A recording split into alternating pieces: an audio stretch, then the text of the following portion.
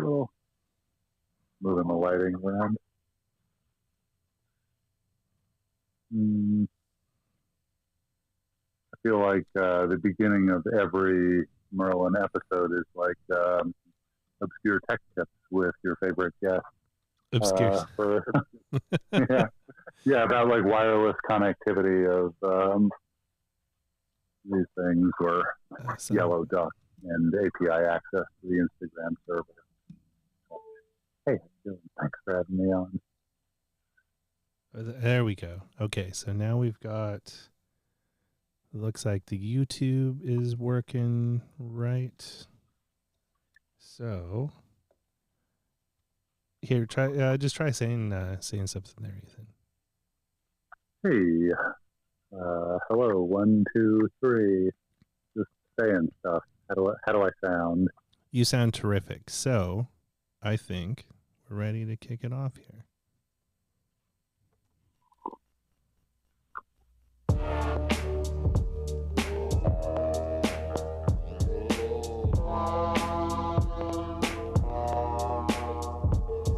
Welcome to Photography Chat with Merlin. Photography Chat with Merlin. And with Ethan. Hello. Hello. Welcome to another episode of Photography Chat. We're in season 3, episode 40. Episode 40. And we are here with Ethan, a.k.a. Cameradactyl. Hey, thanks for having me on. Of course, man. It's awesome to see you again. This time, unfortunately, we're virtual. But, thank you for inviting me into your studio the other week there. It was, or I guess you're more your mad lab / workshop. It was really garage. Cool. Yeah. Yeah. You want to take a moment to say hi to the gang and let them know a bit about who you are? Sure. Hey, my name's Ethan. I'm Cameradactyl on Instagram and cameradactyl.com. I make a bunch of 3D printed cameras. We can take a look at some of those later on some of these 3D printers and some of the other tools around my shop, which is basically just a garage in my backyard in Albuquerque. Yeah, I feel like Dan is calling you the 120 millimeter king. Yeah, I've been pushing some conspiracy theories for profit on the internet here and there. I hope I'm not too destructive with them. Well, I mean, it's better than trying to do the like underwear gnomes method of business. I don't know if you're familiar with that one. No, but I feel like I'm about to learn a thing or two about marketing from Merlin. Yeah, so this is something that I learned from South Park, and doing the work that I do, where I work with a lot of different businesses. I've noticed that a lot of businesses out there, like legitimate businesses, tend to use this method, which is called the underpants gnome method. And so there's an episode of South Park where there are these gnomes, and the gnomes steal underpants. It's kind of their thing, and no one understands why their underwear is going missing. And then they find the gnome lair, where there's just this mountain of underpants in the lair. And they're like, why are you stealing everyone's underpants? And they're like, well, this is our business. And they're like, well, what do you do with them? And they're like, they kind of shrugged. And then they brought out like a cheese board that had like, their business plan on it. And it said, step 1, steal underpants. Step 2, ? Step 3, profit. Profit. Yeah. Yeah. It's it works for some people, but I'm curious. So, like, how did you get into the whole 3D printer game and all of that? I guess I've probably told this story like the first time I could go anywhere, but I was making some like beer canning machinery and like industrial automation machinery, mostly like programming Arduinos and such. And I had a 3D printer around to do something else with that was staring me in the face for many months while I waited on other components to come in from China. And it's just like in a past life, I had bought and sold cameras professionally, and for a long, long time. And I kind of like knew a little bit about cameras, and I thought maybe I could 3D print like a decent field camera. And I'm the type of guy that gets a little obsessed with an idea and then continues. And a couple of months later, I had one camera, and I just I put it on. I had like one of these things back in the day, but like a very old, bad one. And I put that camera on Kickstarter, and I sold like a little bit more than I thought I would. And then I had to buy like 10 printers to fill all of the orders before 5 years from then. And that original camera took something like, I don't know, 140 hours to print just the parts for each camera, let alone assembly. And holy shit! Those printers were not nearly as good as these printers. They were largely homemade. Like they were these kits. The electronics were good, but all of the frames were sort of laser cut acrylic if you were lucky, or wood, and they would warp. So the first thing you would do is use your best printer to print stiffeners and then put them. Anyway, I had 10 of these things by the time I was done, and kind of started taking requests and ideas, and it kind of grew from there. It was way more fun than making part of a machine that counts cans going into a labeler or the like. And it kind of grew from there. I've bought and sold a bunch of printers since. Moved this arm around. We got a bunch there, some behind the camera. But, it's like kind of like a. I don't think it was like my intention to become Albuquerque's largest print farm. And I'm not sure that I am anymore, but at some point I definitely was. Back in the old Western days of 3D printing, but kind of a thing that grew, I'd invent something and try and sell it on the internet, and a bunch of people would buy it, and I would need to buy a bunch of printers to make all of those parts. And, so here I am. Now I have 3D printed stuff as my job. Dude, I think you should just still own it. Make that part of your brand. Maybe have some Shirts or something, Cameradactyl. 3D Printed Billionaire. Yeah, exactly. Albuquerque's largest printing farm. It's like I don't know that that's true. I've sold a lot of those printers, but also I think there are more facilities opening up that are industrial ones, which would be good for me. I would like to print elsewhere one day. But that's fair. But I think you can still take the brand. It's like when people are world's best cup of coffee. It's probably not, but they make that claim. So, it's true. I have made some bold claims. My boldest claim, I think, is the world's best pencil holder, which I really, in my heart, genuinely believe that it is. But I also don't think people in the history of mankind have put all of that much thought and effort into pencil. Or, maybe I just I missed the heyday of pencil. Well, I think Abel would disagree with you there. He says you are number one, Albuquerque's number one pencil holder manufacturer. That's true. Although I don't manufacture them, I'm a designer now of pencil holders. The only way to get them is to print them yourself on a 3D printer like this for $160 on Amazon. Okay. Well, so you're pencil holders take. Sorry, guys. The pencil holders take what? Sorry.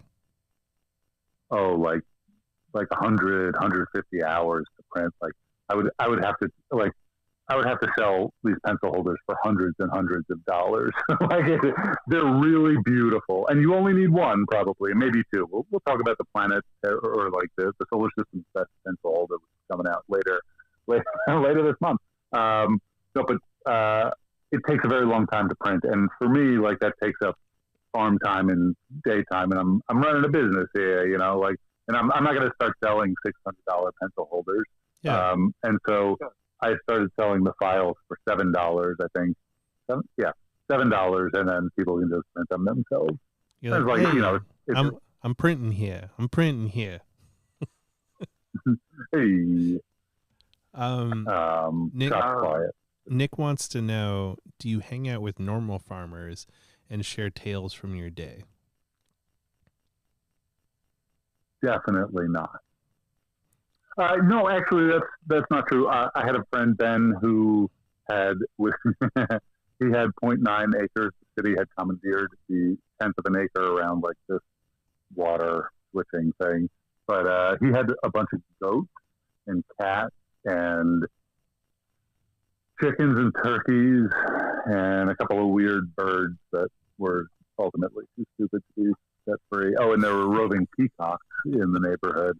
I used to hang out at his farm, but then he had 2 kids and COVID happened, and we text sometimes, but I haven't seen his new farm up in the mountains. That's fair. Hey, shout out to New 55 Film who just joined here. We got to get you guys on to do an episode to talk about what you're working on over there. Yeah, I know, right? Yeah. Where is it here? So, New Old Polaroid wants to know how many printers are behind you. 14 behind me, and then like half a printer in spare parts, and then 2 printers over there. So give me 16 printers. Holy shit, man. I was up to like 25 or 28 at some point when I was making mongoose bodies. The cool thing about the Ender 3 is it's like a ubiquitous thing. You can buy and sell them it's a fungible good, right? Like just a one Ender 3. You can always buy them for $175 to $209, and you can always sell them for $140 to $175. And sometimes people will even pay you more because you set the thing up and leveled it and made sure it was printing great. And so when I like really needed to make a lot of parts, the mongoose took so many printer hours just to make like the housings of that thing. I bought enough printers that I could fill this back desk, and I ran them until I had like buckets and buckets and no floor space around the shop because there were these big boxes of printed parts. And then as soon as I was done with that fiasco, I sold all of the printers so I could get the space back to assemble some other things. That's wild, man. The point of the story is everybody should have a 3D printer. Like the worst comes to worst, you're going to lose like $40, man, but you gain a lifetime love of 3D printing. So I don't have one yet, so it seems like that's going to be something I'm going to have to add to the arsenal here soon. Yeah, absolutely. You are 100% a person that needs a 3D printer. I feel that deeply about you from our brief meeting. It was a fantastic meeting, man. Like, your lab is something else, and getting to share some time with you was really cool. Like, it's not often you get to hang out with such a brilliant mind. Oh, that's extremely generous of you. I think I'm like a pretty smart guy, but the real like key that I have that like most people don't have is I have all day, every day to think about this like weird esoteric thing that like, 13 of us are into, but yeah, it's wild. And I think like a lot of it is, a lot of it looks like magic until you've seen it. And like, what I do is not really like, it's not like ballet. I don't need like muscle memory or training. You just need to look it up on YouTube. And so like at the point where you've looked it up on YouTube, like you can, like none of it is like anybody can learn to do what I do, and they can use their skills to make unique new things to sell to the world instead of new versions of what I make, or whatever, put me out of business. But like the point is anybody can learn, like there's free online ad software, there's models to download for free, there's models to download for a whole lot of money at Cameradactyl.com, but boy, are they worth it. The world's best if you're in the pencil holder market. But, I just think it's one of those things that like a lot of people should just have. Like they should have some contact with it. They should see the process like start to finish, and it just makes sense to so many people. That's totally fair. JP says that he printed the 120 millimeter film holder, and it has made his photos look amazing as fuck. Oh yeah, that's a dubious claim, but I will take it. Thank you, JP. So I started printing. Actually, I don't think I sell them in my store, but they're in the file pack, like 120 millimeter film cases. I don't know what, like, I guess I feel like a medium uncomfortable about, being known as like the conspiracy theorist type man of the analog film community. But like sometimes it was like just a fun time to misstate something on the internet and like watch as people like correct me. And so like I just kind of started slipping in that error, like 120 millimeter into things, into products now, or files that you can download at Cameradactyl.com. But yeah, like I guess I did it accidentally at first, and then recognized this pattern. And I try not to abuse it, and I hope you and your listeners won't abuse it. But I'll give it to you anyway. It's brilliant marketing conspiracies. Is that if you say something on the internet that is incorrect, like immediately people will let you know. And I really don't think that comes from a place of trolling. Like I have this thing when somebody says something that I believe to be incorrect, like sometimes I write them a letter. And like that's how Nick Lyle of the Homemade Camera podcast and I became friends. He said something that I disagreed with and could not help myself, and had to write him an email. Ultimately, he was actually right about the thing. I wrote him a 3-page email about. But like I get that people can't help themselves because like they love it, and I've been there, and so sometimes it's like kind of fun to play with them too. I've got a very important question for you. Do you prefer 120 millimeter film or 110 millimeter film? What is, are we talking 110? Like, where are we going? I'm just trying to like amplify the trolling that you've started here. But we've already established that I was trolling. Like I give you permission to make your own 120 millimeter product. I mean, I don't own it. I don't think I'm definitely not the first troll to play with it. That's fair. I think that would be funny to like make some shirts to say like size matters, 120 or 110 millimeter, like, you know. I think that's a really good idea for you to do. Where is it here? Nicole says, hi, Ethan. And then hello, Nicole. Abel has a question for you. Can you tell us a bit about the camera making community? Any cool projects that we should be checking out these days? Oh boy, I got a disappointing answer, and Abel could probably do a better job than me. Is that like I got like a hernia fixed? I'm totally fine, but I just kind of spent the last 2 months like not really engaged with too much or moving around all that much. So yeah, like what is going on in the film community right at this second? Like, okay, so usually I get on all of the podcasts and people make fun of me about it when I have like a thing that I got to promote. I think we can talk about everybody should own a 3D printer. We can talk about like I don't know. We'll talk about a lot of things, but like I have no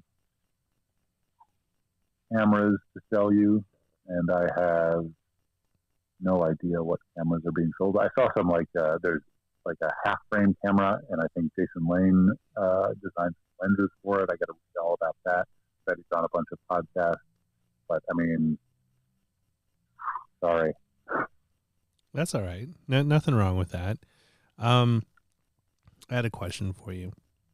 What made you decide to go through the madness of creating a 20 by 24 instant camera? Oh,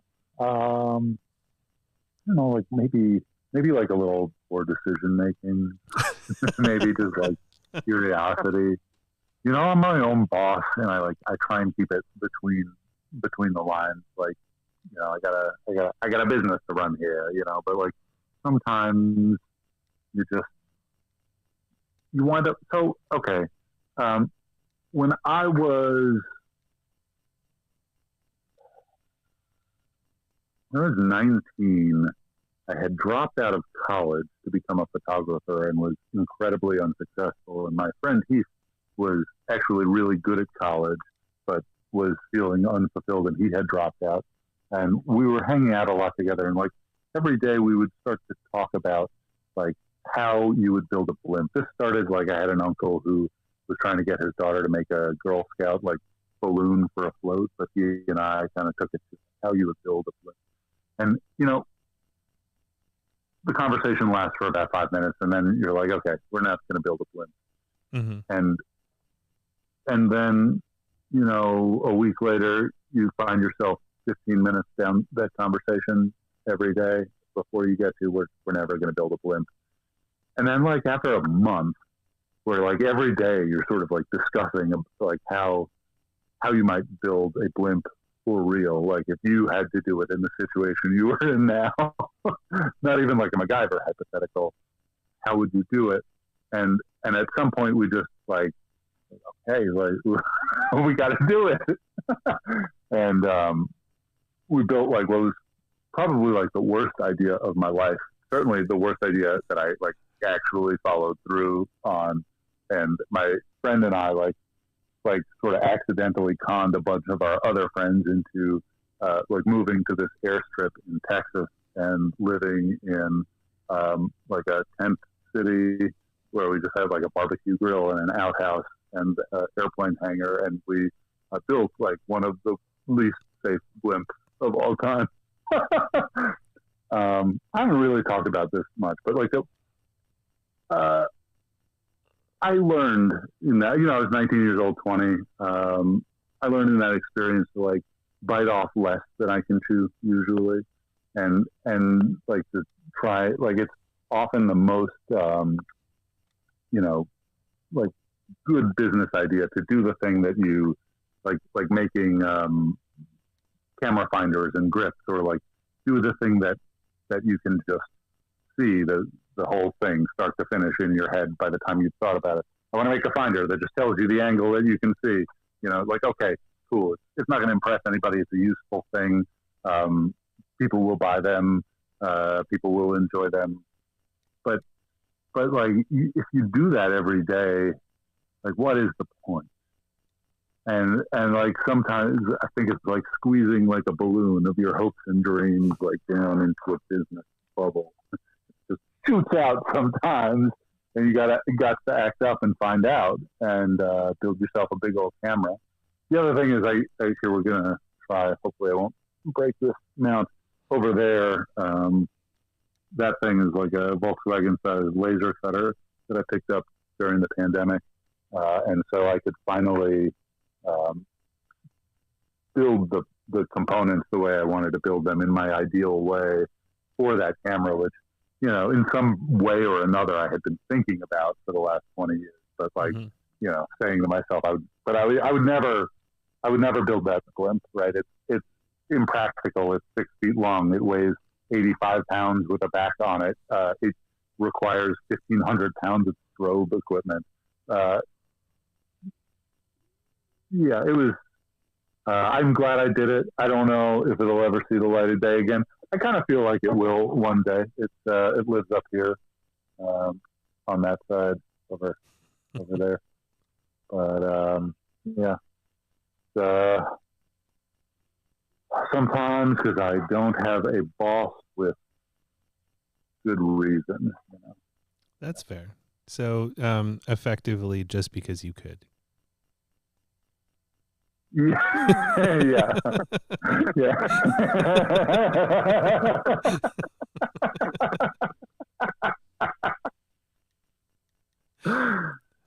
Yeah, sometimes we got to do these things that remind us we're still alive.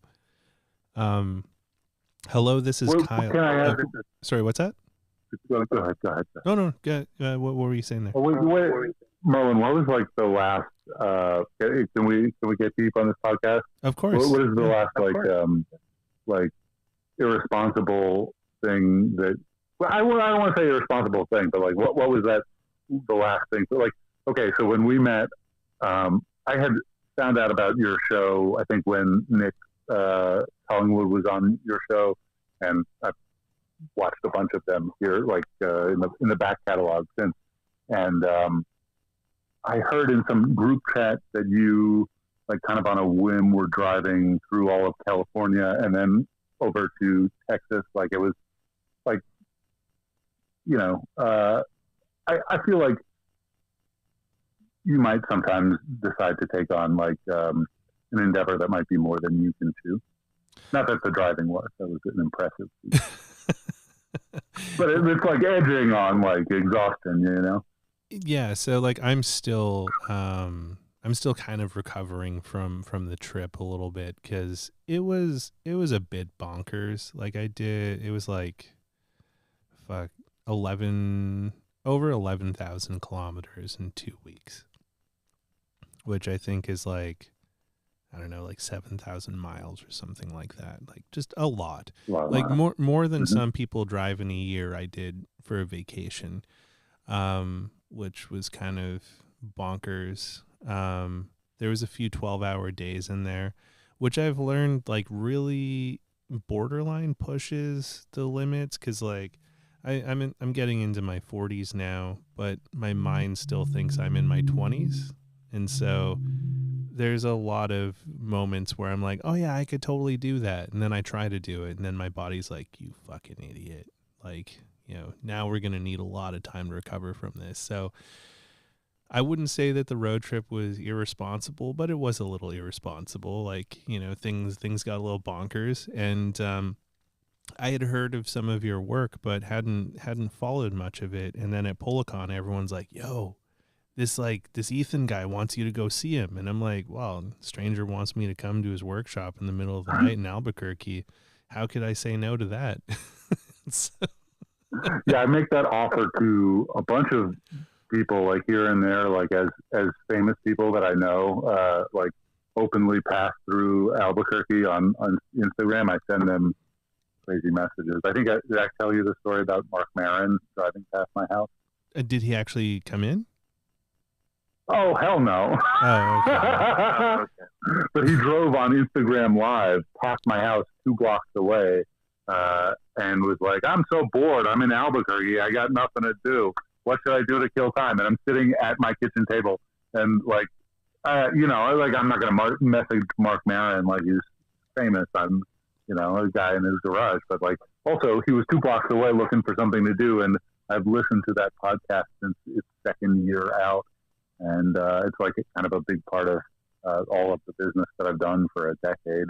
Like, really, he's like one of my guys, Yeah. But I have no reason to reach out to him otherwise. But he was just like right next to my house, so I sent him like this creepy message, like, "Dear Mark Maron, I know you don't know me, but you're a very important guy in my life.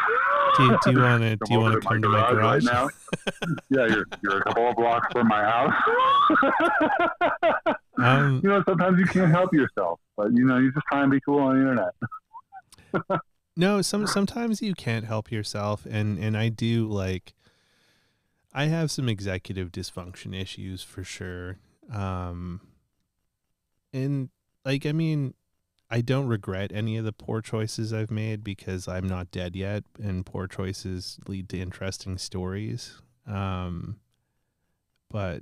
I think one that always stands out to me is I was wandering around Toronto, testing a Rolly XF35 that a friend had mailed me, not emailed. You can't fucking email a camera. But, well, unless it's 3D printed from Cameradactyl.com, right? Was that a good plug? He told me to do it, otherwise I wouldn't see my family again. But so I'm testing this Rolex F35, and I'm trying to burn a roll through it so I can drop it off at the lab to get same day processing, just so I can see if it works before I start taking the camera seriously. And it's winter in Toronto, so it's a little slushy. There's some snow out, and I'm walking past this construction site. They're building a condo tower because we need more fucking condos in the world. And I'm taking some pictures of like something on the ground, and this guy's like, "Yo, man, you want to see like VIP?" And I'm like, "What?" He's like, $20, man, VIP. And I'm like very confused. Like, what? Why is this construction worker offering me like VIP? What does he want $20 for? And he's like, "Yo, man, just get in the fucking elevator, okay?" And I'm like, "Okay." And I get in this like, I get in this random construction elevator with this man who I've never known before. And then another man who I didn't know got in the elevator, and they closed the doors, and he's like, "Yo, I'm going to take you to the top, and you like the best view in the city up there, man." And I'm like, that sounds cool. But then I'm also thinking, fuck, I just got in an elevator with two strangers.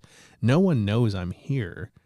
And what the fuck am I doing right now? And so he takes me to the top. It's a beautiful view, like stunning view. I got some really cool photos from up there. But it's a fucking construction site. So I'm wandering around, and I wear skate shoes. Like I've got a really big problem with, I'm a huge creature of habit. So I've been wearing the same skate shoe for like, I don't know, like 25 years, maybe longer. Skechers, we're talking Airwalk. No, Nope. it's so There you go. I like S Excel OGs. They're a nice big fat skate shoe. I have wide feet, so it's like I have a problem with narrow skate shoes, and they've just been like the most comfortable, consistent skate shoe that I've found. So I like religiously buy these up when I can find them, and so it's like, you know, I've gone through like dozens and dozens of pairs of these shoes, and so that's what I'm wearing at a fucking construction site. And so I'm wandering around, and I step down this one aisleway and get a fucking nail right in the middle of my foot. And like it's like dead set in the middle, right, like planted in my foot, like in the meaty part of it. And I'm like, oh fuck, it hurts a little bit, but not a lot yet. But I'm trying to like shake it off. I'm like, it's not shaking off. And I'm kind of figuring, I'm like, fuck, how am I going to get this goddamn plank with this like nail off of my foot? And I'm like looking around for something to sort of like, you know, secure it on, because it's in an awkward spot. I can't step on it with my other foot and like, you know, pull it off. And this guy's like, I hear this guy being like, bro, and he's like, "Yo, man, what the fuck? This is why you gotta wear steel toe boots when you're on a fucking construction site." And I'm like, "Oh, sorry. When I woke up this Saturday morning that, you know, I'm just going to go fuck around and do whatever in Toronto, I totally didn't think of the fact that I'd be wandering around a wild construction site. And like, sorry, my ignorance of not putting steel toe boots on." I'm like, "But can you help me get this fucking board off of my foot?" And so like he ripped the board out, which did not feel very nice. And then he's like, "Yo, we got to get out of here, man. Like the boss is calling me." And I'm like, "What the fuck? Why is this my problem now? Like you're the strange man that brought me up to this place." And he's like, "We got to get the fuck out of here. Like I'm in trouble." And I'm like, "Oh, okay." And so we're all three of us, this guy and like the other dude who's pushing a fucking mop around, are back in the elevator. And we're going down, and he's looking through the crack in the construction elevator. He's like, "Oh shit. Oh fuck, man. Oh fuck, the boss is right. Oh fuck, the boss is right there."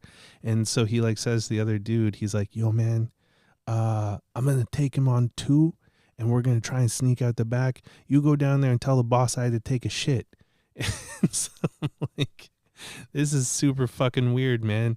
So we get out on the second floor, and it's like Mission Impossible shit. Like he's poking around corners, and he's like, "Okay, come. Yeah, no, go." And then he's like, "Oh, stop. No. And he's like, "Wait right here. I gotta go make sure it's clear." And so he like fucks off into like this and just leaves me. I'm in this weird corridor in like a half-built condo building, really questioning my life choices. I'm like, what the fuck? Like, why do I do this to myself? Like, I'm a grown ass adult with like a real job and like responsibilities, but then I do dumb Wait, this shit is like like a this. recent story.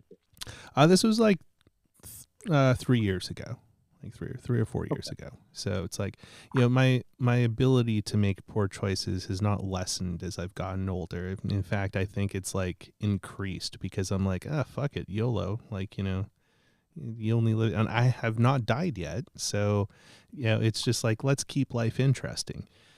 And so the guy comes, he's like, oh, fuck, the other boss is on the forklift out back. And I'm like, well, for fuck's sake. He's like, okay, when I say go, you fucking run so fast. Go that way. And so he like goes the other way. He's like, hey, boss man, what's up? And he's like, go. And so I just like fucking run. And then I'm like back out on the street and I see like, you know, the dude with the mop and he's talking with the other boss on the other side. And he kind of gives me this look and I'm limping along because like, you know, I got a fucking nail in my foot. I did not get a tetanus shot because I'm an irresponsible adult.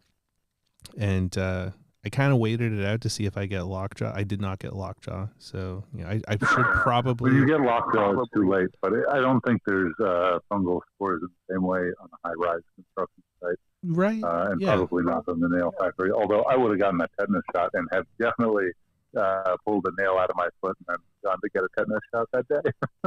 Yeah, I needed to finish the film because I only had 20 minutes before the lab closed cutoff. So it's like I still had, I think, like 20 frames left. So, you know, I did you sprint back to the lab? Well, I hobbled back to the lab and I made it there for cutoff. So it's like, and the camera worked. It's one of my favorite cameras to shoot with. You know, shout out to Chris Cohen for that one. But yeah, I do shit like that quite regularly. How were the photos? Yeah. The photos were okay. I mean, I'm not a very good photographer. That's why I don't call myself a photographer. Like, you know, I like more just like archiving things. So, you know, they were like, okay. Yeah, I mean, we were like, oh, sorry, go ahead. I think we both enjoy this sort of photography that's like a little bit just like keeping a notebook of your life in negatives or in form Instagram. So I used Instagram for like before my business, and I think it was mostly just like phone photos. But to me, like a good photo, like form and color composition, the look of the thing, like formally can be beautiful, but like really, what I want is like, what's the story, right? Like if you can see the story in the photo, and you don't need to like ask about that fish in the photo, you know, even better. But you know, it's like as a marker, like they got to be interesting. Yeah, you're just making me think of it because I was just picturing like a critique at like a photo club night or something, and this is how dumb my brain is. My brain was like, you know, it'd be hilarious if these like dudes that like critique each other's photos and take them very seriously. It's like, you know, we all need to take the same shot of the barn, but like all the shots are different, but they're all the same. They're all fucking ideas. It's a fucking barn. How can a barn be different? But everyone's like, oh, the nuance of this, or like the way you got the extra contrast out of that, the way the grain comes through. I was picturing like a group of those dudes rating Tinder profile photos. Yeah, like just totally missing what the point of the photo is, right? And it's like if you were to read a poem and criticize it as a poorly written business email, like like it's a totally, you know, people do, you know, and it's probably because, you know, what is it? Like the way language and the mind like sort of cuts concepts is not always so clear, and when people wind up talking about like photography or thinking about it all in one way when it's just not. Like sometimes like a good photo, all it does is tell you where the pipes went under the concrete, right? Like that's the clearer you can do that, the better that photo is in your, you know, house documentation. So, I like that. Yeah, I think you could probably some good art, like 10 old photographers rate Tinder profiles on Merlin on YouTube. like the next to cut. That'd be hilarious. Or it's like if you could mix genres, because like there was those YouTube videos where they got old people high, supposedly for the first time. But let's be honest, these old people were probably high several times before that. But so it's a whole genre, right? yeah. But it'd be hilarious getting these. Oh, sorry, what's that? No, go ahead. No, I just say it'd be kind of funny to like, you know, get these old dudes high and then have them critique Tinder profiles well high. Yeah, so I think it's this genre of like interviewing people about something that they don't quite understand or like are just learning about for the first time. There's one where I think it's like people from a village in Pakistan try like McDonald's foods and like Snickers bars and things, and there's something like I've seen a few of them. It's very interesting. Yeah, those are cool. I mean, it's kind of like it's like when you like show somebody something that they haven't seen before, like you get to hang out with a child, but it's like that on YouTube, and it's like an adult, but they just have no context for like what a Snickers bar is. How do we get off on? Well, we went deep, and then we meandered somewhere else. A couple of notes that came up here. Hello, this is Kyle. Says the Nano Pano is sick. And that's Max Sparkplug. Yeah. And then Stanley Phillips Photography says, has the supply chain problems affected your production abilities at all? Mid-pandemic, for sure. It was really hard. It's with the Mongoose had like a couple hundred parts that were, you know, electronics components that were made in Chinese factories, and those took a long, long time to get to me and like just drag that project on. But that was 2.5 years ago now. Dang. 2 years ago, whatever. I don't know. It's been a blur in this garage. But yeah, I mean, for a while, filament was really expensive, and then it sort of settled down.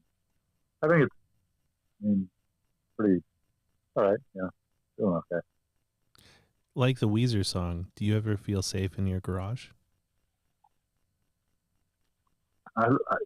Yeah, I love this garage. Not always when there's lightning out. Yeah, I really enjoy it here. It's really kind of my safe space, my own little world. I find like I've been trying to like strengthen the muscle that holds my head up like a little bit more, because I just spend all day kind of like this in the computer, and like my world is sometimes just in my head and in the computer. I mean, everybody knows, right? It's been COVID, but the shop is like a little bit nicer than their bedroom or your kitchen table or where everybody else is usually working. But sometimes it's worse. I did have to clear it out. You saw it in its good state. I think some people saw it in a really kind of embarrassing state where I threw out like 2,800 pounds of garbage straight into the landfill. Holy shit. This is excess and prototypes and stats and things. I had to rent a 26-footer from U-Haul and drive it out into the desert. And then, like, everybody else had, like, dump trucks that sort of pull up, you know, like that. And I just had a box truck. So I had to push all of this stuff out by hand. There was I had, like, 8 or 9 tower cases, and so I was, like, grabbing them and just tossing them like discus and chocolate. I had Broncolor power packs and 250-pound vacuum refrigerated centrifuge. Holy like shit. Just all sorts of. There was a lot of stuff in here, you know. I used to buy and sell things for a living, camera stores, and then eventually like industrial machinery parts. And so, like, you know, you buy a truckload of industrial spray paint gun kits, and you sell a bunch of them, and then you just like wind up with 600 pounds of steel sitting behind your garage that you can never sell. And so anyway, enough of those over the years. And, it gets pretty bad in here, but you know, while it's empty, I think, you know, I feel good having guests over now, although it's a big thing, for sure. So was that the prequel to Ethan had a hernia surgery? Yeah, a little bit, but also just like being old and out of shape and like not super strong. And then also, I think my dad and my uncle have it, and like it's a hereditary thing. And yeah, whatever. Probably could not have helped No. doing that, but that wouldn't be like the only time. I feel like I really want to work with my brain, but sometimes I feel like I just work with like trying to be as strong as I can, just like moving things, you know.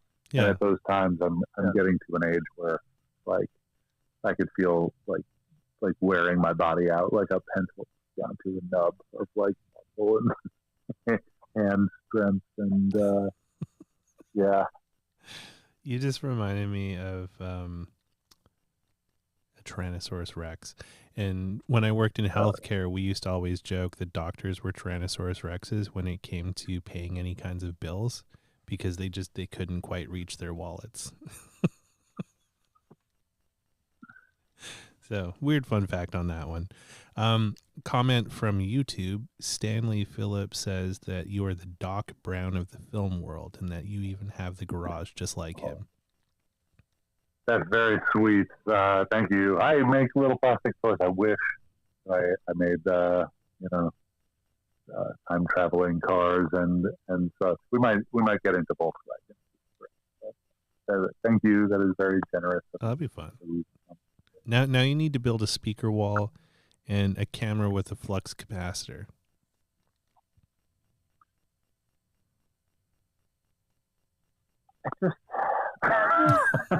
I feel so powerless. Like I just need to finish. That's fair.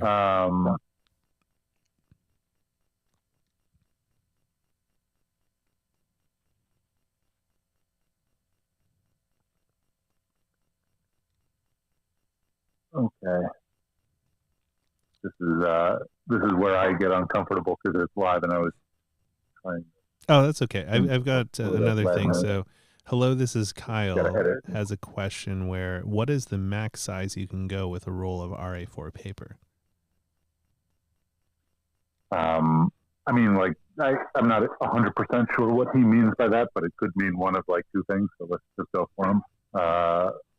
The size of the paper that is available, right?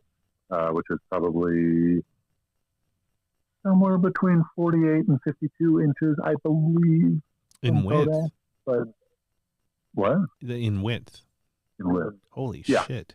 Yeah, these are, like, because they sell them in like 100-foot at full master roll width, I believe, and then cut down. And, you know, so the most common roll papers would be like, 4-inch wide for 4x6s in a mini lab. But, you know, they make everywhere, every slice of the masters and reschool. And so, yeah, if that's the question, you know, you can get, I think, maybe 48 to 52 inches by 100 or 400 feet. Then the question is, what is the biggest like sheet of paper you could expose and or develop? Either, you know, I assume if it's me, like as a direct positive, I guess the question then is how big is your camera or how big is your lens? Mm-hmm. Right? Like I think some guy and like a whole college class maybe did an airplane hangar at some point and stuff that was like, I don't know, 5 feet long or 5 feet tall by like 96 feet wide. You know, airplane hangar size. So Brendan Barry did a skyscraper in New York, I think. Those were pretty big. Yeah, sky's the limit. Yeah, I'd love to do that. Wallet's the limit too on that one. I'm going to wager to guess. Right. Yeah. I mean, like I'm not going to finance that. Right. That's. But you know, I think it might be a reasonable marketing thing for someone someday that I might get to do it for. We'll see. So the 20 by 24, did you get that in sheets or did you have to cut it from a master roll? No, it's a sheet, but you could get it from a roll. Just like a lot more convenient. I was doing a lot of color, and so I didn't really build jigs to cut it down, and like it was a little bit more expensive to get it in sheets, and just way. Yeah, that'd be a lot more convenient, I'd imagine. Mm-hmm. And then someone has a question. What happened when you tried to build a densimeter? A what? Densimeter. Densometer. Densitometer? Yeah, sorry, densitometer. I built some densitometer things, but they weren't used in the same way that a classic densitometer would be. Never used the densitometer. I did build some functions into the Mongoose, but I never released any of those modules for like shutter speed tests. But the shutter speed test module is available on GitHub for free at github.com/feedback. Okay. And then No densitometer. another question here is John McTown says, why do you choose to live in Albuquerque? And I don't know if this is a fair question, but what is your financial arrangement with Brooklyn Film Camera? Brooklyn Film Camera. Oh, I bought Brooklyn Film Camera. So I became the world's first 3D printed billionaire through the power of positive thinking and being a cool dude on the internet. And, one day I was just so overwhelmed with printing cameras, and I didn't want to. And some of this is true and some isn't. That I was just like, hey, why don't you build a file, you download the files, you do the work. And so I made my stuff more expensive and started selling files for $7 on Cameradactyl.com. And then it was so successful, I became a billionaire, and I bought Brooklyn Film Camera, and now I own it. But in actuality, I have no financial relationship with Brooklyn Film Camera, but I do wholesale some things to them, like Polaroid scan trays, which I think you have a couple of them. I have some sitting around, and Instax focusing screen back. I got one right here. The Lomograph lock back uses a shim to push your focusing screen back and into the right place for Instax wide. So I made this thing, which is a shim and a focusing screen together, and it just replaces your focusing screen and shim on your 4x5 camera. So I sell those through Brooklyn Film Camera too. Yeah, that's cool. And we're friends. I like those guys. That's fair. And yeah, you did give me a few of those, and so I will be having shortly a giveaway for one of those Cameradactyl Brooklyn Film Camera Polaroid scanner things. Get it here, folks. Sign up, like and subscribe. Yeah, smash that like button. For the giveaway? Hit that bell. I haven't figured that out yet, because I'd like to make a video using the thing first, and then because apparently reels are like how all the kids like to do shit now, not just posts. So I got to make a reel of it, and I honestly have not been doing a lot of much of anything since I got back, other than just like trying to work, and I was gonna like clean my studio up, but I got to just set up enough about an hour before jumping on the live, and I'm like, that was a good enough accomplishment for now.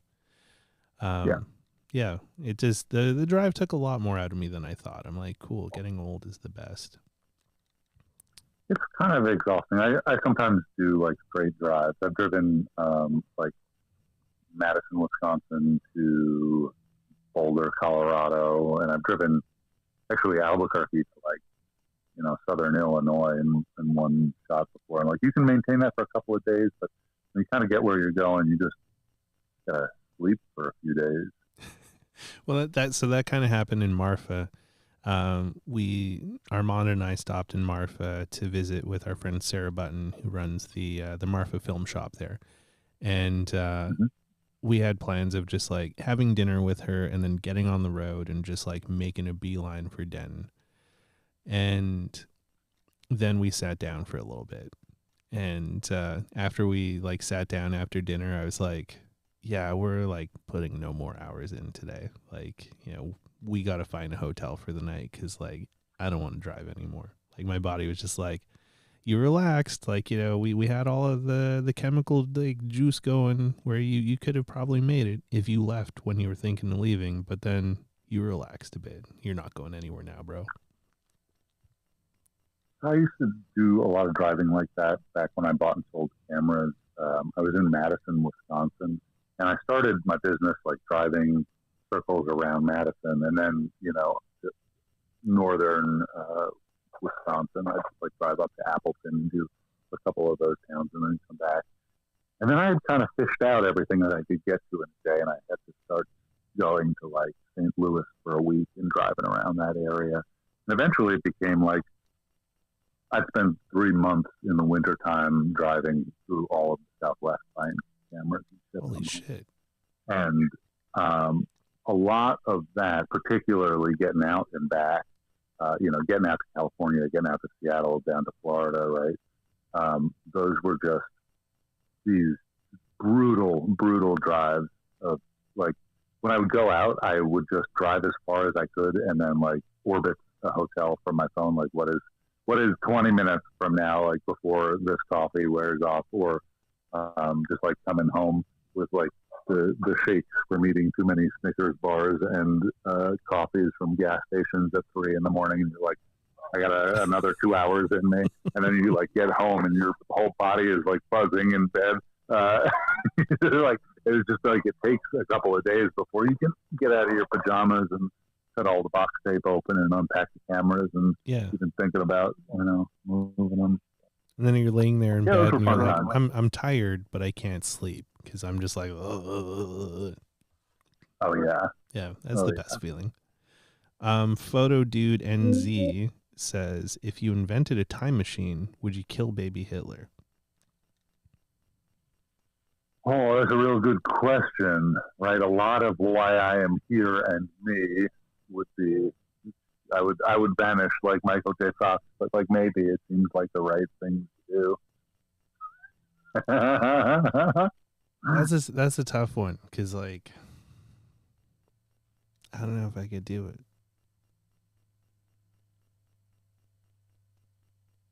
Yeah, I don't know. I'd give it heavy consideration. I guess I can't even invent though. Like this is not going to happen. I can't invent a thing that was invented in 1917, just like in a different material. Like that is hard enough for me. Like. What about instead of killing baby Hitler, you gave his dad a vasectomy? You give him love. That's ultimately all the trolls want, right? It's like it's just like people just want to be loved. They want like a little attention. That's fine. That's nice. People are nice. It all comes from like a place of love and just like misunderstanding about like how to be nice to other people on the internet. That was Hitler's problem. Yeah, exactly. So someone was telling me their favorite way to diffuse situations with someone when they're trying to escalate is after they're done getting all angry about shit, just asking them if they're okay. Yeah, I could see that being kind of funny. Yeah, because then they're just like, they have to think about it for a minute, and it kind of takes them out of like being angry, and they're like, let me just try this. I don't really mean this, but let me try this. Merlin, are you okay? Like that? Not really. We're like more genuine. No, where it's like, you say it where it's like, man, the way you park was so fucking shit. You just go fuck yourself, man. Like, you learn how to fucking park, bro. And then you're just like, hey, man, are you okay? Oh, yeah, that's pretty good. Yeah. I'm going to use that. I like it. Yeah. That could be a good one. So I talked about irresponsible shit I've done. What's been the craziest thing you've done that you're willing to share on the internet with a bunch of strangers? For you, Merlin, building a blimp was nutty. I think I've probably talked a little bit about trying to, like, for a while, I ran a internet clothing, like women's clothing store, and I flew to Thailand and Vietnam and had a lot of clothing made and shipped over here and like ran it anonymously on the internet. It was like a really like widget thing for me. Like I had no passion about it. It was just like, what can I buy and sell? And like, I don't know. It was one of the worst business decisions I ever made. But I don't think that was, like that crazy or like, I was never like in danger doing that. I just was in danger for, wasting a lot of time and losing a lot of money. Craziest thing I've done. I once went log rafting like on a whim. Like I was in college over the summer, and my friend Will, he called me and he was like, "Hey, I'm in Alaska. Do you want to come out?" And like, I think he said like, build a log raft and huck spin it down the Yukon. And I'm 17, 18 years old at the time, something like that. Like, yeah, but like, I wasn't like, yeah, I will stop what I'm doing now. It's like working at a kayak shop and taking summer classes in college. Mm-hmm. Like, I'm not going to stop doing that and actually, yeah, that's cool, but not I will do it. And he calls me like a week later and tells me that he has quit his job, and so now I have to buy a ticket. And I felt really bad, so I did buy a ticket. And like a couple of weeks later, I find myself like 150 miles from the nearest structure on the planet, and like on some river with a bunch of like sticks tied together with all of our stuff on it, like kind of floating around. When like my buddy Will is like, "Oh yeah, I totally lied to you. I didn't quit my job until you bought the ticket." Yeah, it was pretty fun. That was probably like not the smartest of trips I went on, like in grizzly country, but we did not. We were trying to be safe, but we didn't have shotguns. I don't know that I would like do that again as such a juicy adult in grizzly country without a gun. That doesn't seem like a fun camping trip. No, that doesn't. I did some log rafting. That was weird. Mostly the blimp was the silliest thing I've ever done. The worst failure. I wouldn't say that that's necessarily a silly thing. Like, it's a good skill to know that like you tried to build a blimp and it didn't really work out. So if you ever need a blimp, you just need to buy one. It's true. And I was actually talking about Joe Van Cleve about this a while ago. I think there are starting to be some like commercial retail blimps, although, pretty impractical. I think more practical is within our lifetimes, like if we are so lucky, I think we could see everybody kind of having a personal quadcopter, like 2 or 3 person quadcopter, like a drone. But, unless it's a Zeppelin, I don't want to fuck with it. Zeppelins are cool, but they're so huge, right? You want to cross the Atlantic in a Zeppelin. You can't like. No, I want to like take it to like Whole Foods to like pick up a box of granola. I mean, to dock a Zeppelin, you need an enormous mass, Merlin. This is just impractical. Right? Like, it can't make stops. It is a big sail. The thing is, like, blimps, actually everything, as they get bigger and bigger, they just get, like, more and more unruly. Like, it works for cameras, too, although the real frontier is smallnicity in cameras that I would like to work on. But I think as anything gets like really big, it's just everything becomes physically difficult. That's true. Yeah. Still want one. You're not dissuading this dream. I would like much like it's better to have a friend with a boat than having a boat. I feel the same way about dogs. Like, I really like dogs, but I would much rather have like a close friend who has a dog that I could play with. But like, See, I feel that way and, about children. yeah, You know, yeah, I really like that my brothers have kids because I can hang out with them, I can wind them up, and then I can go home and not have to deal with that. fun.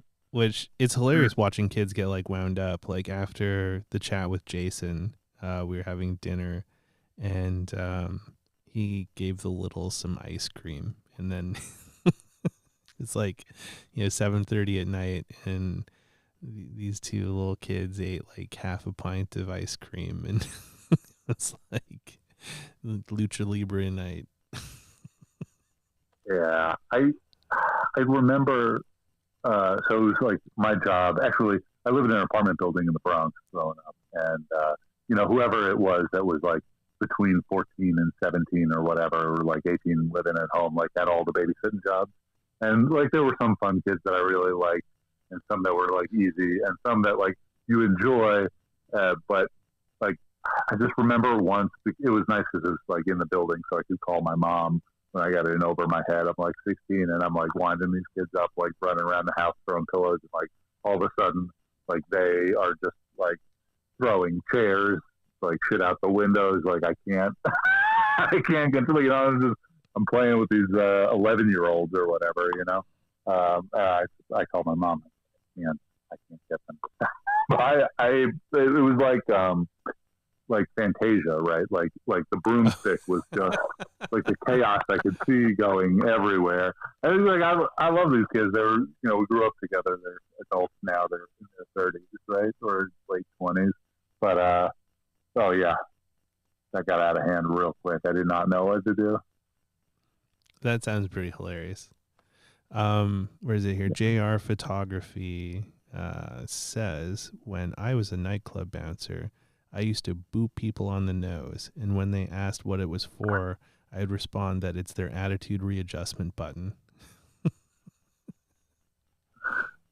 That seems like a reasonable thing to do. I don't think I would do that because I think I would just get punched a lot. That's fair. That.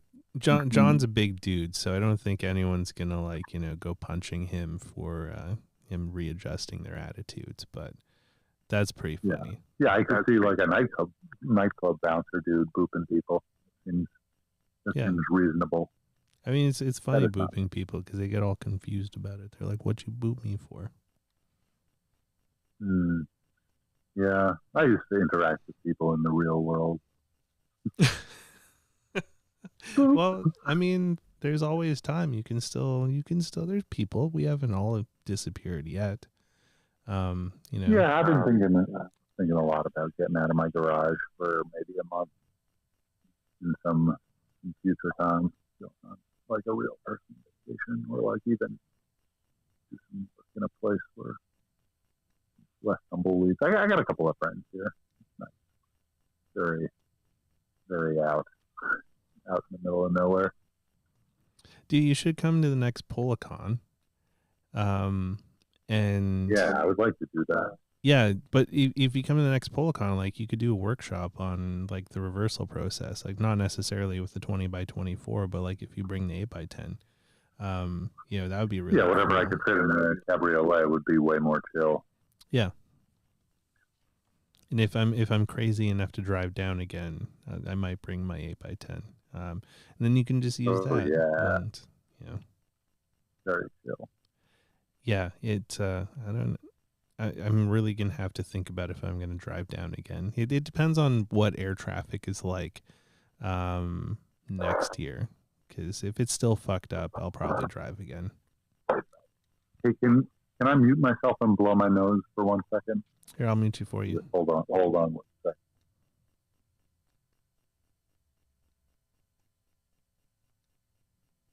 The fuck's making that noise? Oh. Are you back now? All right. Sorry about that. Oh, it's all good, man. Just a little dusty in here sometimes. Oh, that's totally fair. So, what was it? I had a question, and then it vanished on me. Is there any new camera plans that you might have in the Cameradactyl world? Yes. I have showed you there over on that computer. Yeah, I've been working on this thing for, I don't know, 6 months now, on and off, although I spent 2 months doing nothing. Mm-hmm. And at some point I need to just make a physical prototype and let some things be bad. But yeah, I've been working on some 35 millimeter stuff people will like. Yeah, I've already talked about it a little bit and already spawned somebody else making another one, which I am, in theory behind. And actually I am behind other people making other ones. But like, it's just like, let me just finish the first one, guys, before. But not that I have any claim, but like reasonable claim. I can't tell people what to do with their bodies or their minds, and I have no claim over it. But sometimes I just don't want to say it because I know that other people will, well, I'll release it and then they can do what they want with it and they can make new ones. And that's great. But yeah, I've been making some cameras. That's fair. I've been making a lot of things that are like those little things. Like here, I'll grab some. All of these for photography, but all of these like little finders are released for 6x9 and 35 millimeter so far, and there'll be a couple other formats. But like those are not like I wouldn't have quit my day job to just like, I mean, they're useful, they're good, but I mean, you don't have a shop to do this, right? Like What if it was a really awful day job? A little bit more fun. That's true. I've had some pretty bad jobs, and I'm sure many others have had. What are the like top 2 or top 3 worst jobs you've had? Oh boy, I don't know that I've had like even that bad of any job, but I've had some really like weird ones that I can tell you about. Okay, what were the 2 weirdest ones? For a little bit, okay.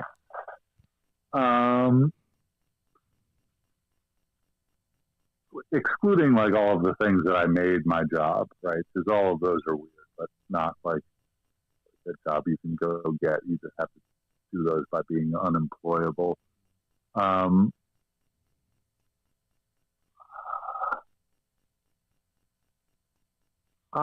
back-to-back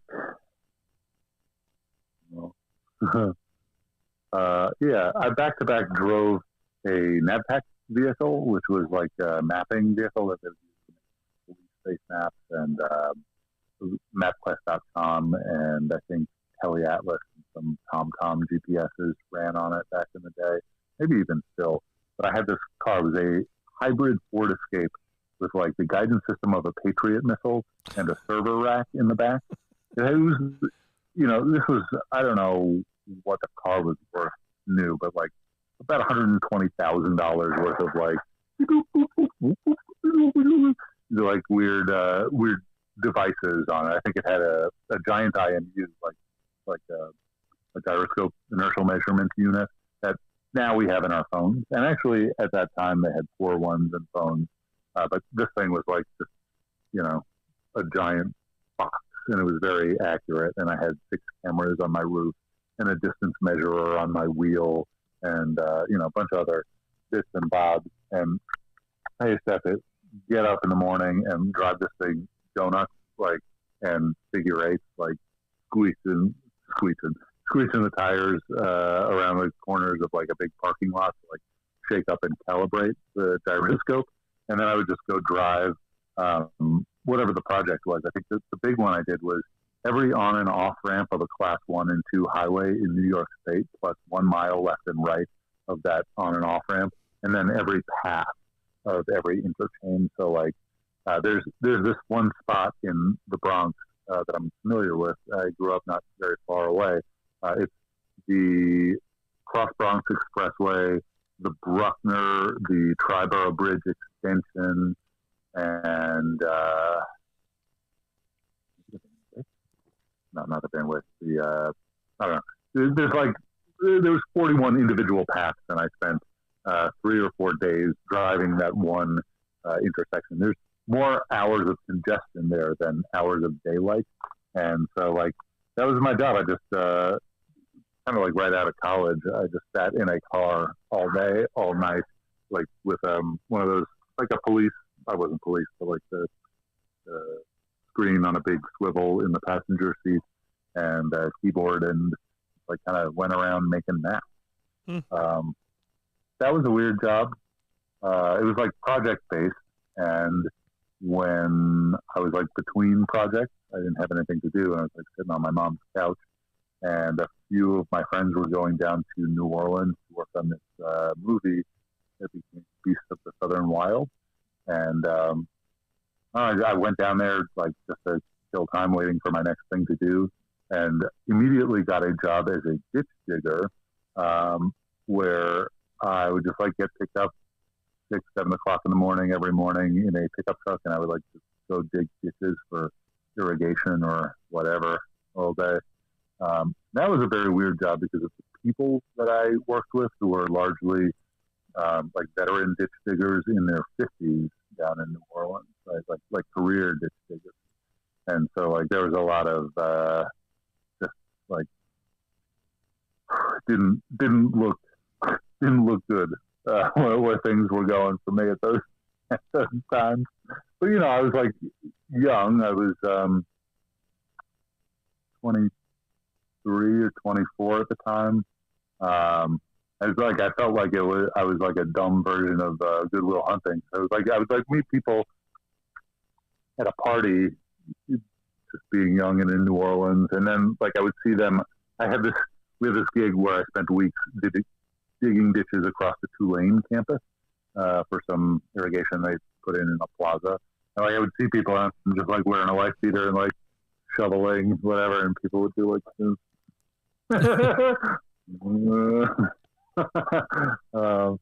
Yeah, that was a weird job I had too, back to back. Those are pretty weird jobs. It's a long way away from building cameras and things. Yeah, and it's like not even like it doesn't even make sense. Like I don't know, like maybe you identify with this or maybe you don't. Like when I grew up, somehow I had been like brainwashed into believing that like if you're a good boy and you do good at school, like you can then go to a better school and do gooder at better schools and better at gooder schools until eventually like one day you can be a doctor, so you won't starve when the war comes because somebody will always pay a doctor in chicken. And this is like many generations bred into me. Mm-hmm. And I don't know, like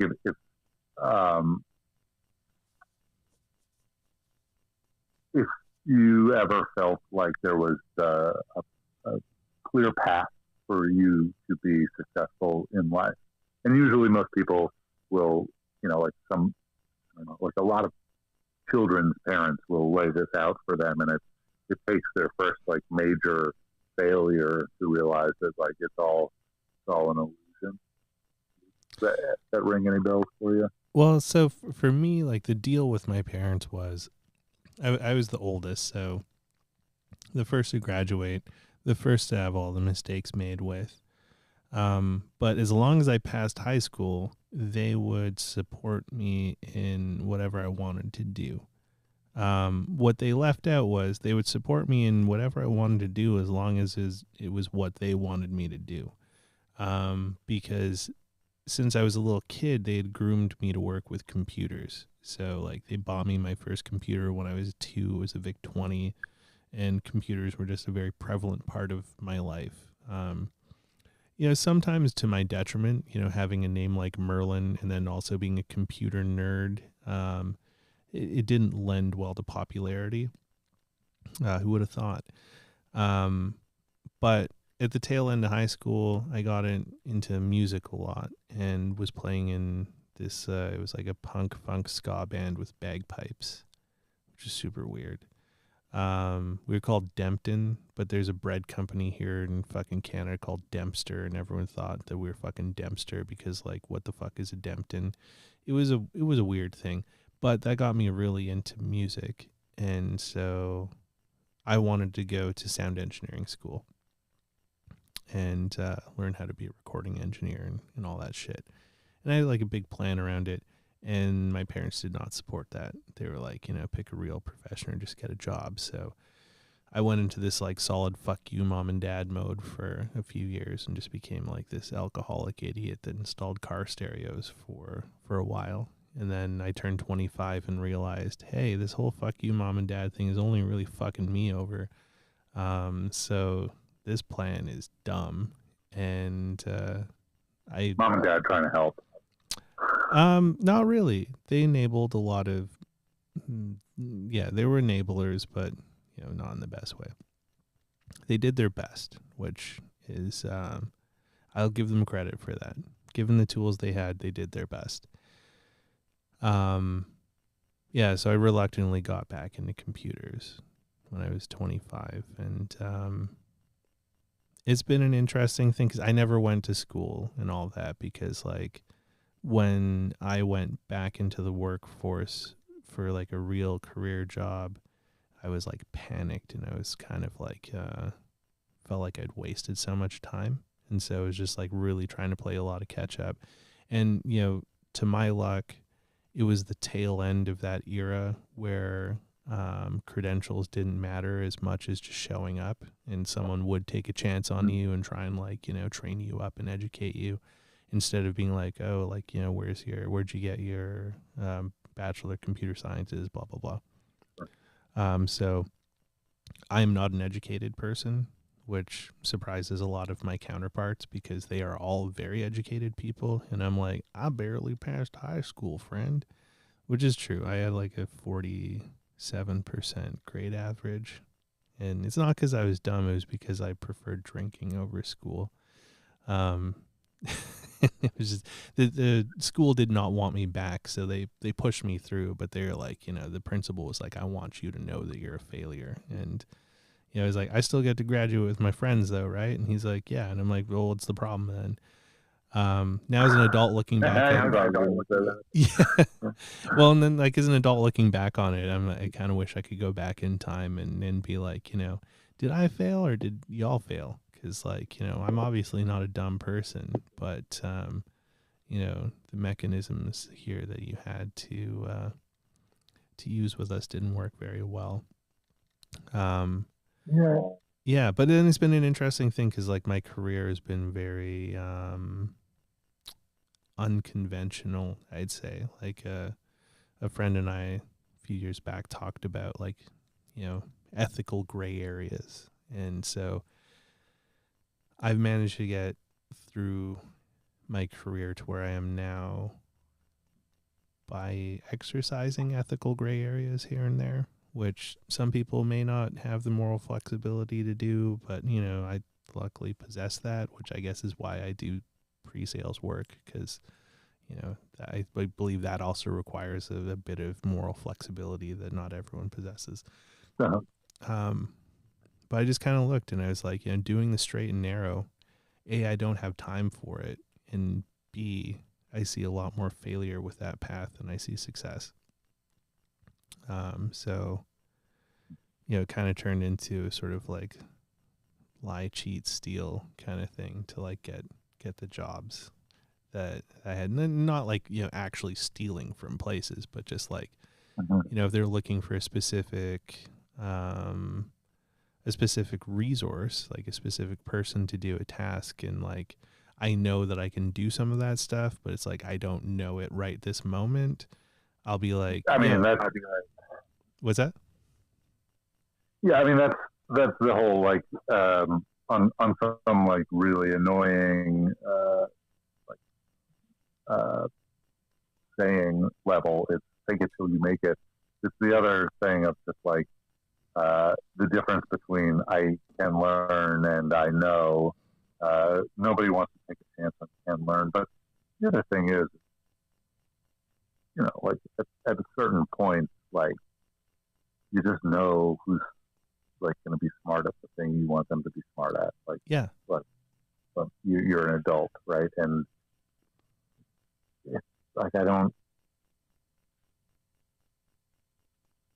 almost never is somebody looking for a job that they did before, right? Like when people are looking for like high value people now, I'm Andrew Tate. High value bros are looking for a new job, right? Like they're looking for a challenge, and like you just want. I don't know. I'm also not like a guy that employs too many people these days, but you just want like somebody that can learn the thing and that will be interested and that won't be like bored and a pain in your ass. I had this employee. I worked at American Apparel for a while, and like this guy I love. He's like so impressive and smart, and like sometimes it's a big pain in my ass. Like I had so many people. Like I just had like manual laborers, warehouse stuff around, but like most people, I'd ask them to do something, and I'd hope I'd have to come back and like see how far they went before they wandered off, and like put them back on the path to moving that box over there. But this one guy, I would ask him to do something, and I'd have to give him a list of things if I like go to lunch, because I would come back and like one time I went to lunch and I came back, he had finished all of the things on my list, and then went to Lowe's, bought a bag of concrete, found a wheelbarrow, and was mixing cement and patching holes in the basement floor. Like awesome, right? But a guy with that sort of like energy and like self directedness, right? Like he's a wonderful resource, and he was like a good friend, and like, but sometimes can be a huge pain in the butt because you don't know what he's going to get into, and sometimes like he didn't necessarily have like the best judgment or like know what my goal was as his boss, like what he should be doing, and like I would never fire him for like patching the holes in the floor with concrete, but like that's not what I wanted him to be doing. No. I'd rather, anyway, where are we going? Yeah, I think at a certain point, and maybe, I don't know, I haven't worked in corporate America in over 10 years now, but I think once you're like a certain age, I think it's just age, people are like, okay, can you learn to do this thing or no? But maybe corporate America, maybe HR is less. I always think HR is like, I have had it always mixed opinions and feelings. I have some friends in HR departments, but it always got in my way. Like I felt like they were the last people that knew anything about the thing that I wanted to do, and like impressing them enough that I could talk to the guy that knew about the thing that I wanted to do and was actually doing the hiring. Was like, it was just like a hoop that I had to jump through that I was always bad at jumping through. Like I say this like a bunch, and I'm glad I became the world's first 3D printed billionaire, because I am like unemployable. Like, like I don't know. Get into all. I think age is definitely part of it, but like reputation also is. Like, there's people out there that are at an age and have a lot of experience where they should be like really employable, but then they've also like have had like a disaster train behind them. I've worked with a few of those people, and it's really interesting to watch that. And it's also just really interesting too, because like being a creative, but then also having like a really corporate job, has been a bit of a mind bender at times, because it's like, how the sausage is made. And so it's like, you see the struggle, but then you understand why the struggle exists in some ways and veins. And like, you understand that like some struggles are just never going to go away because there's no profitability in that going away, which is like a really fucked up thing, because then you start seeing the world as what's profitable and what isn't. And then you're like, oh, all of this shit makes sense now because like these really awful things are happening because someone's making money. Better things won't happen because they won't make that money. And it's a little like disheartening when you start being able to see the world in that lens, which is like what we're forced to live in. But no one will admit that that's how it actually is because, you know, we don't want to like upset everyone, but it's kind of fucked up. I would admit that things are like, you know, like if I did not, I mean, like, I think I would make things free if I did not need to make a profit.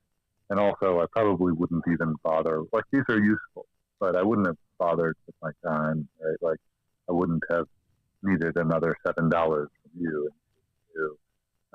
Like, it's,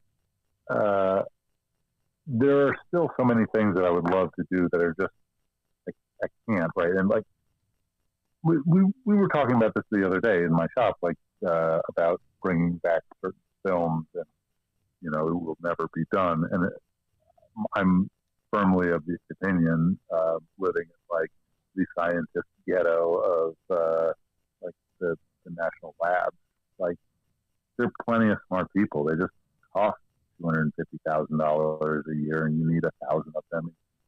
You know, an acre worth of machinery and space, and heating, cooling, and you know, liability insurance. Like you just like to bring back pack film. It's totally within our technological capabilities, whether or not recipes have been lost, whether or not precursors are made, like sending people to the moon these days. Yeah, landing the rocket. No, that never happened. That was all Kubrick. Until Elon Musk. Yeah, I mean, like, it's for better or worse. All my problems are business problems. Right? Like, it's interesting. I got a degree in economics. I don't really like know about the economy, but I mean, I think all you need to know right now is that it's bad. Economy bad. No, you know, yeah, you know, but like ultimately, I get to just build weird cameras all day, every day, and like so, I can't be too mad at it. I'm excited about like some better ways to do it. I'm excited for you and you and you and you, Merlin, to buy a 3D printer, and so that, you know, one, more people can get into making weird, cool stuff, but like also my designs, and also I don't have to make as much stuff. And I'm maybe interested in having like some companies do some production rather than printing and assembling everything here. Like I'm exploring new ways to do it and to exist in an economy that's experienced 15% inflation over the last 2 years. Like you know, like everything's a business problem, but man, I feel like a 3D printed billionaire. Like I just I'm so lucky to get to do this. Well, you look like $1 billion, so you know, there you go. Oh, thanks. It's interesting you say the lab thing, because when I woke, I unfortunately slept in, so I was like late for my drive, but overall probably good I slept in. But when I was checking out of the motel in Albuquerque, I noticed these guys sort of sitting around the coffee place. One of them had a red hat shirt on, and I was like, "Hey, I like your shirt, man." And he saw my Kodak shirt. And he's like, "Oh, I like Red Hat. They make like Linux and software stuff." Yeah. It took me a second to figure out that it was Linux and not like a Trump hat shirt. But okay. No. I you know, check me out on my website for my MAGA line that's coming out soon, though, because like, you know, whatever. I can't even like make that a joke. Was it I want to make like MAPFA hats. Make pack film MAPFA. Make pack film great again. You can't. You just don't do it. Here's the deal. Classic Lenses podcast is a podcast I really, really love, and hopefully come back someday. But they had some merchandise called, what was it? It was Make Bokake Great Again, which was like a joke in a joke in a joke. It was like specific to their podcast. But like I was a regular listener when they were a regular.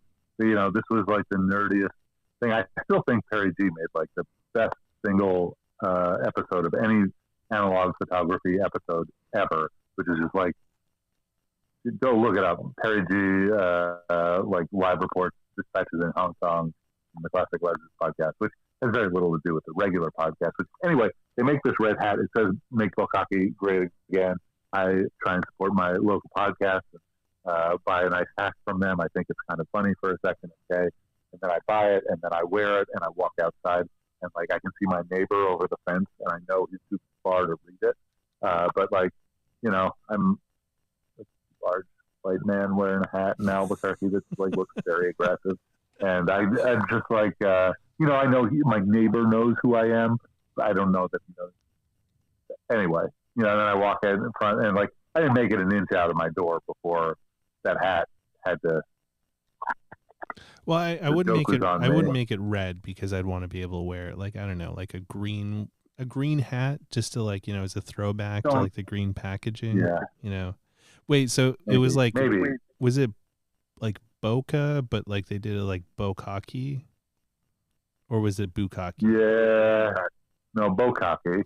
It's sort of like the gratuitous use of bokeh. It's like the output of Bokeh Bros, I believe, is Bokake.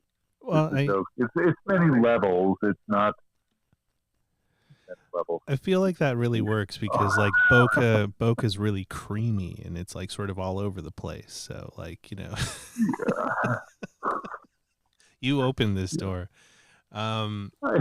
But yeah, sorry, with the lab thing, it was really interesting because I was chatting with these Red Hat guys, and a friend of mine used to work for Red Hat, and he's got some code that got launched into space, which gives me hope for degenerates because, like, you know, he's one of the craziest degenerates I know, and he spoke to the Joint Chiefs while wearing a shirt that said "fuck you, you fucking fucks." And they were like, I thought you were sending your top man. And the handler that was sent with him, who was dressed much nicer, was like, this is one of our top men. And the Joint Chiefs were like, I'm like, when I grow up, I want to be like that guy. But yeah, they're like, oh yeah, we're all here from Red Hat. We're meeting with Sandia Labs. And like, what do you do? And I'm like, I sell cloud solutions. Like, I'm going to get in my truck and just go fuck myself now. I don't know. I have mixed feelings about the work of Sandia Labs. I feel like they do some really interesting and good work. I know a lot of people who work there that are like very smart, sweet people. It's also like very clear that express purpose is like a little, let's say, a moral gray area. There's like a lot of things. I mean, it's all for like, you know, freedom in defense of liberty and yeah. There's it's where they make the news. It's like 5 miles that way. Which, I mean, the irony of it all is that the biggest terrorist organization the world has ever seen is the U.S. government. Kodak. You heard it here, folks. 10 things they don't want you to know about Kodak film. Kodak is the Illuminati. Yeah. And the skulls Kodak and the Masons. Uh-huh. Actually, so that's an interesting thing, though, with the defense contracting thing, because one thing a lot of people may not be fully aware of is that Polaroid was a huge defense contractor during World War II. And the bulk of their war chest that they used to make film products came from the war proceeds. Like, that's why they were so flush and able to just like do crazy sciencey shit, was because they didn't need to care about money. Ultimately, like, computers come directly out of World War II, right? Yeah. But like also the Apollo program, is like a missile program with like a friendly wrapper and a couple of people inside the missile. Yeah, they're just like, I mean, like instead all of of, these things, like we depend on, like the phone I'm talking to you on, right? Like, it's a miracle. it, A well, lot of that it's stuff alien is like, technology. Like, I mean, the U.S. government did declassify that, and Kodak is run by the lizard people. I mean, it's entirely possible. Like, the lizards are a real thing. I mean, lizards are real. But like the Polaroid thing was an interesting thing for me because like every time I use my SLR 680, it reminds me of Polaroid's military history, because the sonar autofocus system that they put in that camera was derived from the missile guidance systems that they created for the U.S. military. And so it's like every time it autofocuses, I think about it blowing something up. Yeah. Huh. Which is kind of a wild thing. And that's also where the SX70 got its name, because Polaroid, when they would do special projects for the government, like experiments for them, they called them special experiment with the number designator. And the very last one they did for the U.S. military, which ironically was SX69. Nice. But when Dr. Land wanted to do the new camera and film project, he didn't want competitors to know that's what he was up to. And so they designated it Project SX70. Yeah, because like all the competitors knew, oh, don't fuck with the military shit because you don't want the U.S. government getting all up in your ass because you're trying to do espionage on their shit. And to his credit, it fucking worked. And it also gave it a cool name, like, but there was a slim chance that the camera could have been SX69, which would have been fucking hilarious. Yeah. Yeah. Huh. The more you know. I need to get that programmed in my sound buttons. That'd be a good one. I mean, I think like there's a huge amount of like military photography, military everything history, from like the clothes we wear to aspirin. Yeah, the military has had their fingers in a lot of pies, in a lot of different ways. Yeah, so it's just it's interesting. So I can see the conflict you'd have with Sandia, because like they've definitely done some sketchy stuff, and like it was but like it's also irrelevant ultimately that Ethan would not go work for Sandia because like I'm just way too rich to go work for Sandia now. You're like, look, unless there's 3 commas in my paycheck, you can just go fuck yourself. Like that's what we're talking about here. I wouldn't be mean about it. Yeah, well, no, that's not being mean. That's just being very being very bold about it. It's like, I don't get up for less than 3 commas in the morning. So like, that's what we're talking about here. I'm working on one. That's fair enough. I think like, with how everything is working right now, we're all working on less commas than we'd like to be. Yeah. Except for the rich. They've got all the commas. So, I have all of the commas because of the wonderful and goodly priced files at Cameradactyl.com. I was thinking about this, like, I have a friend who likes to make fun of me because I have some skills that are very highly paid, and then I also have some skills that are paid. Like, he just makes a lot of money every day, and I sometimes like invent a thing, and sometimes spend like days printing it. Yeah. And like trimming plastic or whatever. I don't really. A lot of these things, like I don't really have the bandwidth or interest in like building a factory around, and he's like, what, can you just like do something that doesn't involve days and days of assembly? I've been thinking about it. I've been like trying to like keep a list of what are the highest paid days that I do. Like what are those things where like somebody will pay me thousands of dollars and be happy about it. Like there's a few of those, but not everybody's canning line can break down every day, you know. But yeah, you know, I don't know. Now that I'm a billionaire, I have much more time to think about like what it is that is useful and what is not useful. The only thing that I really like came to is like the things that are not like I made grips for cameras for $21 forever, and like by the time I pay Squarespace and the PayPal processing fees and like market Squarespace, yeah, like I'm not making very much money on those grips, but I always wanted to sell them because it's like $21. Like everybody can have one, and the more of them out there, like the more like purple grips on a Leica, somebody's gonna be like, "Hey, what's that?" And they'll be like, "Oh, it's cool.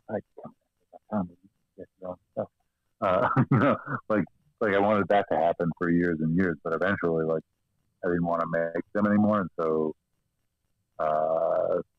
3D, like just selling the files, has been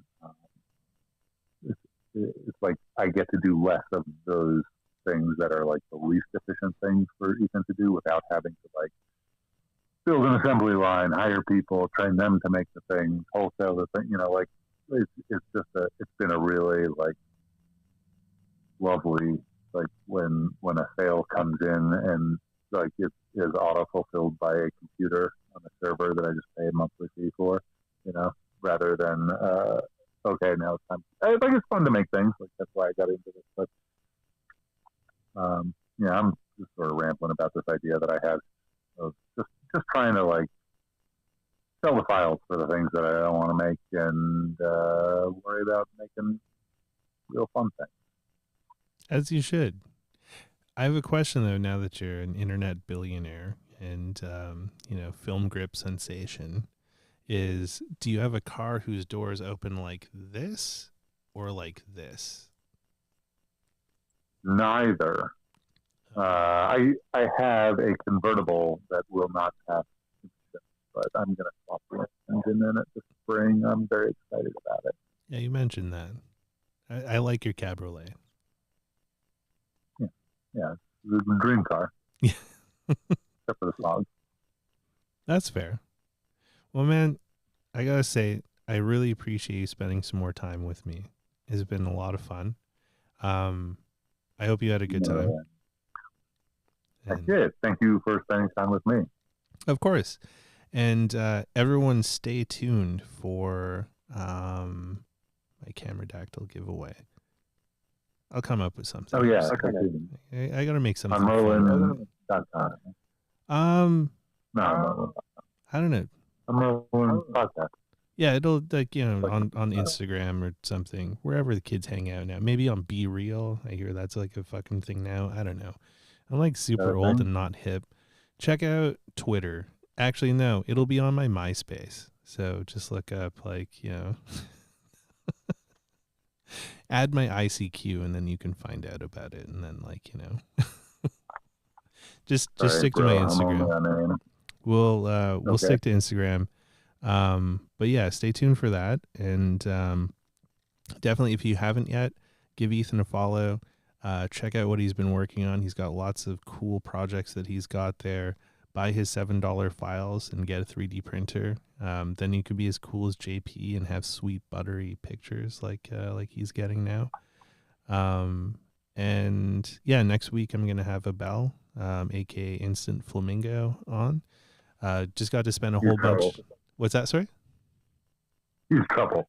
Yes. He's amazing. I got to spend some time with him in Den for PolaCon 7. And so looking forward to chatting it out with him. And like if you have a friend or you want to be on the chat yourself, send me a DM or click on the contact thingy in my profile and we'll get that set up. You don't got to be a billionaire to chat with me. I'm happy to chat with anyone. So yeah.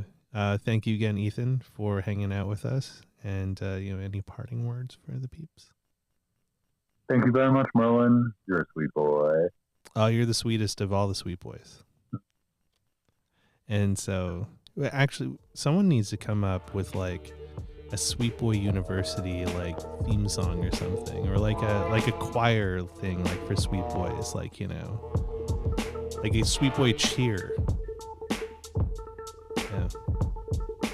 Ethan Moses is not affiliated with Printed University, and his unions are not representative of those. For any legal questions, please contact Ben Fradinelli at the Instagram.